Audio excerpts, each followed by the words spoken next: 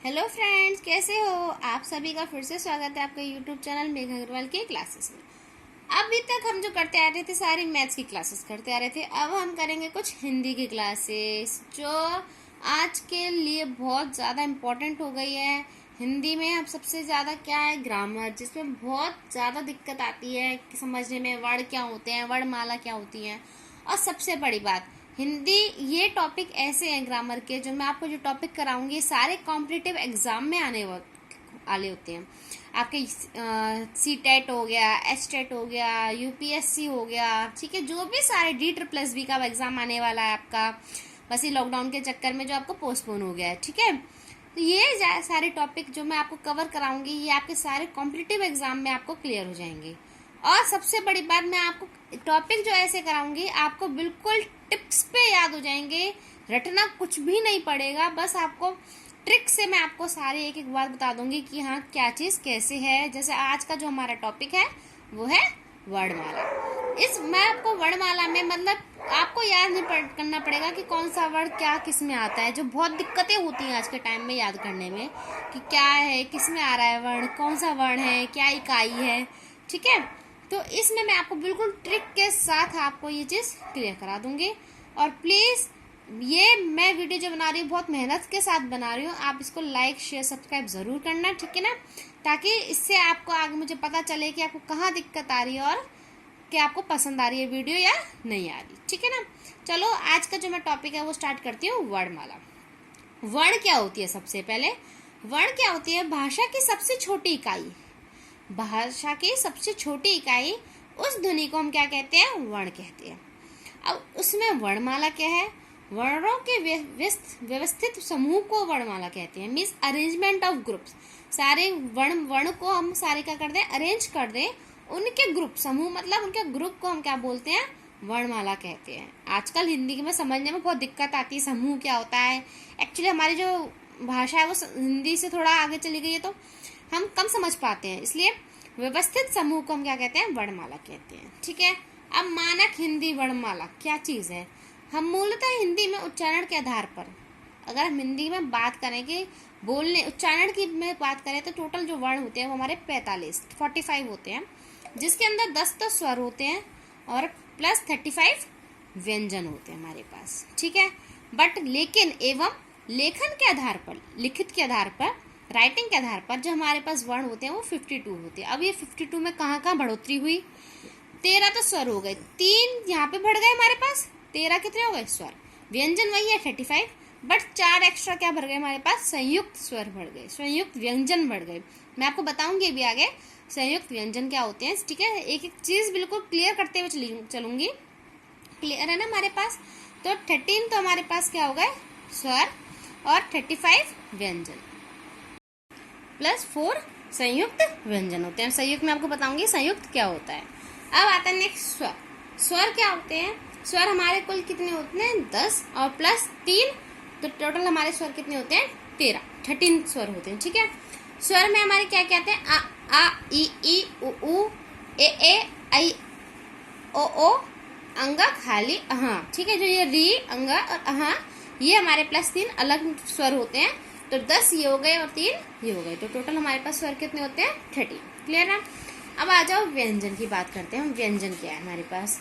व्यंजन को हमने वर्गों में बांट लिया है। कैसे? कवर्ग, चवर्ग, टवर्ग। जो का से स्टार्ट हो रहा है वो कवर्ग, जो चा से स्टार्ट हो रहा है वो चवर्ग, जो टा से वो टवर्ग, ता से तवर्ग, पा से पवर्ग, या ये अलग है, ठीक है।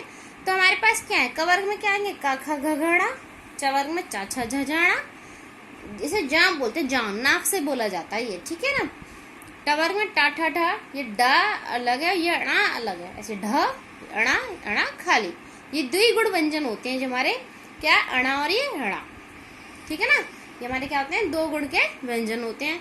तवर्ग में ता था धा धा ना, पवर्ग में पा फ भ भ मा। अंतस्थ, ये हमारे अंतस्थ में क्या आते हैं? यर लवा, और ये ऊष्म कौन से होते हैं? शा शा शा हा। आपसे क्वेश्चन में आ सकता है कि इनमें से ऊष्म कौन सा है, आपको जैसे बीच में दे देंगे कोई भी, ठीक है, और पूछेंगे ऊष्म व्यंजन कौन सा है, तो आपको उसमें से सर्च करना पड़ेगा। ऊष्म व्यंजन हमारा ये। संयुक्त व्यंजन क्या होते हैं? अब मैं आपको बताती हूँ, मैंने बताया था 4 संयुक्त व्यंजन होते हैं, वो होते क्या?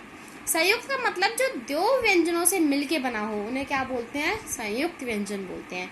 कौन कौन से? छ, त्र, ज्ञ, ऋषि, राशि वाला ऋषि। ठीक है, तो अब छ जो है मेरा किन दो व्यंजन से मिलके बना है? एक का, ये कैसे ध्यान रखना है कि हमारे पास पहले वाले में देखो, चारों में पहले वाले में हलंत आता है। इस हलंत का मतलब क्या होता है कि ये का है ये पूरा आधा है, मतलब आधा व्यंजन। जो हमारे व्यंजन होते हैं पूरे किसके मिलके बने होते हैं? स्वर के साथ मिलके बने होते हैं। मीन्स ये का प्लस आ मिलके हमारे पास पूरा का बनता है व्यंजन का। क्लियर है ना? ये चीज़ हमें पता होना चाहिए। हम जब संधि वगैरह करेंगे उसमें ये चीज़ बिल्कुल क्लियर होगी कि हमारे पास ये जो व्यंजन होता है, व्यंजन आधा होके प्लस स्वर के साथ मिलके क्या बनता है? पूरा व्यंजन बनता है। तो इसी तरह छा, तो आधा का प्लस शा, तो ये क्या बन जाएगा? छा बनता है।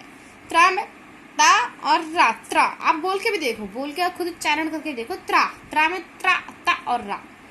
ज्ञा में जा और या बोलते ना णा खाली, तो ये मिलके क्या बनता है? ज्ञा। ऋषि, ऋषि श और रा मिलके आ रहा है हमारे पास। ऋषि हम बोल रहे हैं री, ऋष। ठीक है ना, तो श और रा मिलके बन करता है श्र बन जाता है। ठीक है ना, श्र बोलते हैं ना, श और रा मिलके हमारे पास श्र बन गया है ना। बिल्कुल इसी। बस क्या ध्यान रखना है कि जो इनके फर्स्ट पहले वाले में क्या आता है? हलंत आता है। क्लियर है? संयुक्त व्यंजन क्या होते हैं? कवर, चवर, टवर। ये हमें आप एक बार इसको नजर डाल लीजिए, इंपॉर्टेंट है। अब मैं आपको क्या बताने वाली, देखो ये मैं आपको जो बताऊंगी ये टेबल बिल्कुल ध्यान से देख लो। ये हमारे पास जो टेबल है हमारे पास, ठीक है, आपको इस टेबल को रटने की जरूरत नहीं है। इस टेबल में से आपके पास 100 क्वेश्चंस बनते हैं, गिनती के 100 क्वेश्चन, और इसमें कुछ भी रटने की जरूरत नहीं है।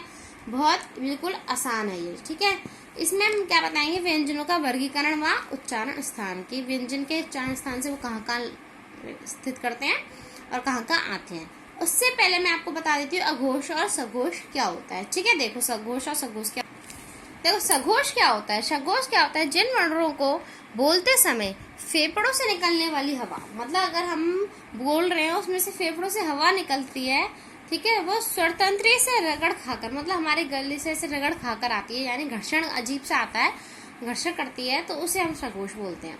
और अघोष क्या होता है? अघोष वो होता है जिनमें घर्षण नहीं करती, जिसमें हवा फेफड़ों से निकलने वाली हवा जो है हमारे स्वरतंत्री में रगड़ नहीं खाती, उसे हम क्या बोलते हैं? अघोष। इसको मैं अभी एग्जांपल देकर आपको समझाती हूँ क्या होता है। देखो अब मुझे क्या करना है, आपको कुछ भी नहीं करना है, सिंपल बस इसमें नंबरिंग दे लो 1 2 3 4 और ये 5। ठीक है ना, सबसे पहले हम ये बाद में देखेंगे अघोष अघोष। सबसे पहले इधर देखो, वर्ग कंठया। कंठया मतलब जो कंठ से बोले जा रहे हैं, कंठ मतलब जानते हो गले से। ठीक है, कंठ से जो बोले आ रहे हैं इनमें कुछ भी याद नहीं करना। कंठ, तालव्य, मूर्धन्य, दंत्य, ओष्ठ्य। जो का से बोले जा रहे हैं, का से मतलब कवर्ग पाठ, क ख घ घ, ये किससे बोले जा रहे हैं? कंठ से। का आप बोल के देखिए खुद, क ख घ घ। ठीक है, अब जो तालव्य, जो तालु, तालु मतलब मुंह के भीतर की ऊपरी छत का पिछला भाग, मीन्स ऊपर का जो छत है उसके पीछे वाला भाग। चा, छा, झ, झ, आ। ठीक है, मूर्धन्य, मूर्धा मुंह के भीतर का ऊपरी छत का अगला भाग, जो आगे वाला भाग है, तो वो क्या होगा? ट ठ ढ ढ़ ण। दंत्य मीन्स जो दांत से बोले जा रहे, ता आप बोल के देखो, ता दांत लग रहा है ना हमारा, था, ध, ध, ना। होष्ट है जो होठ से बोले जाते हैं, प फ ब भ म। आप बोल के देखो, होठ लग रहा है, तो जब आए तो बोल के भी देख सकते हैं, पता चल जाता है। अब क्या तरीका है इसका याद करने का? देखो, कंठ्या मतलब का से स्टार्ट हो रहा है कवर्ग पाठ, तवर्ग तालु, तालु है ना, ताला, च छ झ, तो चवर्ग पाठ। मूर्धन्य त ठ ढ ढ़, तो टवर्ग पाठ। दंत्य द त थ ध ध न, तवर्ग दंत वाला। होष्ट है पवर्ग पाठ, प फ भ भ म। अब देखो, पहले तो होष्ट का याद करते हैं, कुछ भी नहीं है, होष्ट आप बोल के देख सकते हो कि होठ से आ रहे, प फ भ भ ना, ये तो आराम से पहचान लोगे। दंत वाला भी आराम से पहचान लोगे, ता था ध धना। ठीक है, अब आ जाओ इस पे, कंठ वाला आपको याद हो गया, कंठ मतलब कवर्ग पाठ। अब बचे दो, तालव्य और मूर्धन्य। तालु मतलब चवर्ग पाठ और मूर्धन्य मतलब टवर्ग पाठ। क्लियर है बिल्कुल? ये तो हमारा हो गया कि इसके स्थान पर, उच्चारण के स्थान पर कैसे कैसे आ रहे हैं। अब बात करते हैं अघोष। अब मैंने देखो यहाँ पे अघोष 2 हैं, तो एक के नीचे अल्प प्राण, एक के नीचे महाप्राण। सघोष कितने? 3, 1 2 3 अल्प प्राण, महाप्राण अल्प प्राण नासिक्य। अब ये अघोष, सघोष, अल्प प्राण नासिक्य वाले में बिल्कुल ही सिंपल है, कुछ भी नहीं करना। जो नाक से बोले जा रहे हैं, अणा अणा अणा अणा ना ना मा, ये किससे बोले जाते हैं? नाक से बोले जाते हैं, जो खाली वाले, ठीक है ना। लास्ट के जो 5वें अक्षर होते हैं, जो लास्ट के 5वें होते हैं, वो क्या होते हैं? हमारे नासिक्य, सघोष, अल्प प्राण होते हैं। अब देखो, पहली बात, अघोष कौन से होते हैं? जो हमारे फर्स्ट और सेकंड होते हैं, स्टार्टिंग के वर्ग के पहले और दूसरे अक्षर हमारे क्या होते हैं? अघोष होते हैं। क्लियर है ना? ध्यान रखना, पहले दूसरे अक्षर अघोष होते हैं और बाकी 3 अक्षर क्या होते हैं? सघोष होते हैं। है ना? सिंपल ट्रिक, कुछ भी नहीं है, कितना इजी है। बस क्या ध्यान रखना है? अघोष स्टार्टिंग के 2 अक्षर और सघोष लास्ट के 3 अक्षर। अब बात करते हैं अल्प प्राण और महाप्राण की। देखो, अल्प प्राण 1 और तीसरे नंबर पे, 5वें नंबर पे क्या है? अल्प प्राण। तो वर्ग के जो पहले, तीसरे और 5वें नंबर पे होते हैं, वो क्या होते हैं हमारे पास? अल्प प्राण। ठीक है ना? जो पहले, तीसरे और 5वें नंबर पे हमारे पास क्या होते हैं? अल्प प्राण। महाप्राण जो हमारे दूसरे और चौथे नंबर पे होते हैं, वो क्या होते हैं हमारे पास? महाप्राण। कितना इजी है, सिंपल। अब हमें पता चल गया कि अघोष पहले 2 अक्षर, सघोष 3, पहले लास्ट के 3 अक्षर, अल्प प्राण पहले, तीसरा, 5वां ऑल्टरनेटिव ऑड नंबर, और अघोष महाप्राण इवन नंबर 2 और 4। ठीक है ना? तो है इजी। अब आपने देखा, मैंने आपको बताया सघोष क्या होता है? जिनको बोलते समय क्या हो, हमारे फेफड़ों से हवा निकल रही हो, जैसे ग, घ हो रही है ना अजीब सी, का बोल रहे हैं तो कोई हवा नहीं निकल रही है इसमें हमारी। ठीक है? इसमें क्वेश्चन भी आता है कि जैसे फेफड़ों से हवा निकलती है, उन अक्षरों को क्या बोलते हैं? क्या बोलते हैं? सघोष बोलते हैं। क्लियर है? ये व्यंजनों की वर्गीकरण। ये तो आपके पास 5 वो कंप्लीट कर दिया हमने, कवर्ग, चवर्ग, टवर्ग, तवर्ग और पवर्ग। अभी हमारे पास अंतस्था और ऊष्म बचे। चलो उसको देखते हैं अब। ठीक है, ये हम जो रह गए थे हमारे अंतस्था और ऊष्म वाले। अंतस्था मैंने आपको बताया था यार अलावा, ऊष्म में शा शा शा हा। अब इसमें क्या करना है? देखो, हा तो सबसे इजी है, हा में आपको कुछ नहीं करना। हा क्या होता है? स्वर यंत्रीय होते हैं। स्वर मीन्स कंठ के भीतर, इससे हा बोल रहे हैं तो कंठ के भीतर से आ रहा है ना हा, है ना? स्वर यंत्रीय मीन्स कंठ के भीतर से स्वर है, मतलब फ्री है ये हा। ये हो गया आपको याद? अब आ जाओ यहाँ पर, शा शा शा, शा शा हा तो कंप्लीट हो गया हमारा अंतस्था में, सिर्फ क्या बचा? शा शा शा। अब ये पहली बात, जो हमारे ये होते हैं सिर्फ अघोष और सघोष, महाप्राण और अल्प प्राण में होते हैं। तालव्य, तालु से बोले जा रहे हैं। शा, आप देखो बोल के देखो, शा या, ठीक है, या। तो ये हमारे क्या हुआ? तालु से बोलने वाले। ये वंतर से, वंतर से मतलब जो दंत प्लस मसूड़ा मिलके बोल रहे हो, सा और रा ला, रा मसूड़ा लग रहा है ना, और रा ला, ला दंत भी लग रहा है, रा ला।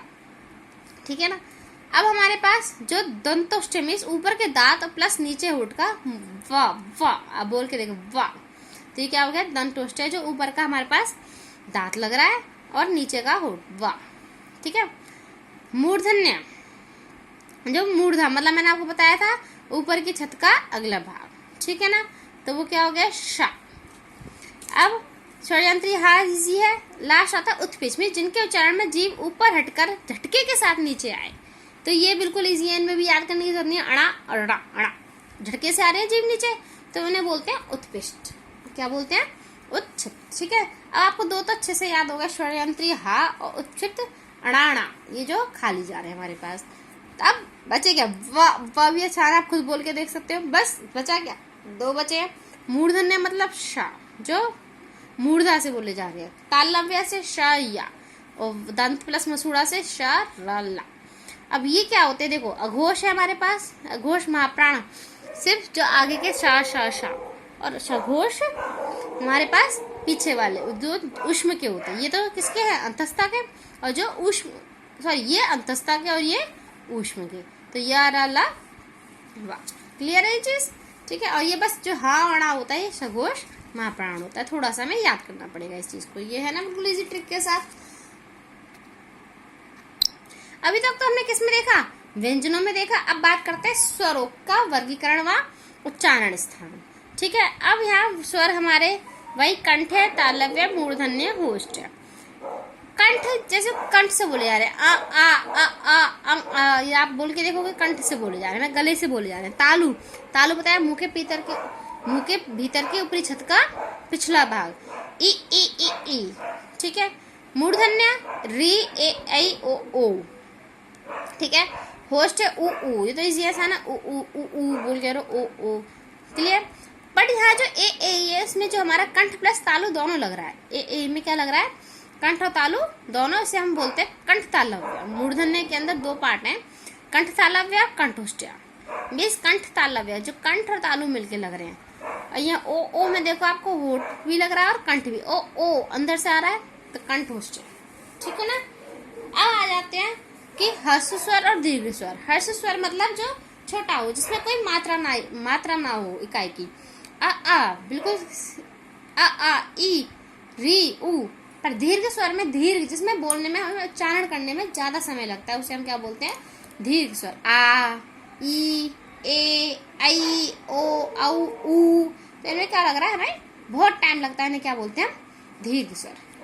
निरनादेशक मौखिक स्वर, जो मौखिक स्वर सिंपल आ और ई, जो मुंह से बोले जा रहे हैं। अनुनासिक हमें पता ही है, जो नाक से बोले जाते हैं, आ ई, ठीक है। ये हमें किससे बोले जा रहे हैं, हमारे नाक से बोले जा रहे हैं, क्लियर है ना।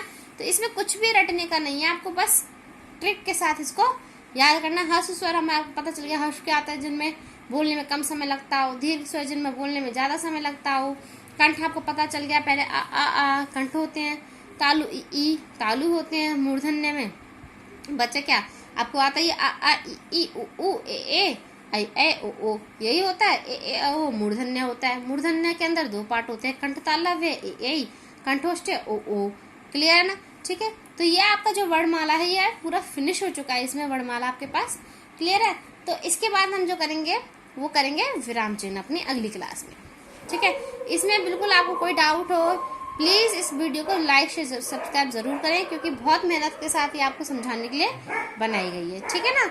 इसमें आपको कोई डाउट है आप मुझे बताओ, कोई सुधार लाना हो वो भी आप मुझे बताओ, कमेंट बॉक्स में कमेंट करना, ठीक है ना। और फिर इसके साथ हम इन क्वेश्चंस की भी इसकी प्रैक्टिस करेंगे कि कैसे कैसे पेपर में कॉम्पिटिटिव एग्जाम्स में क्वेश्चंस आते हैं, ठीक है। Thank you.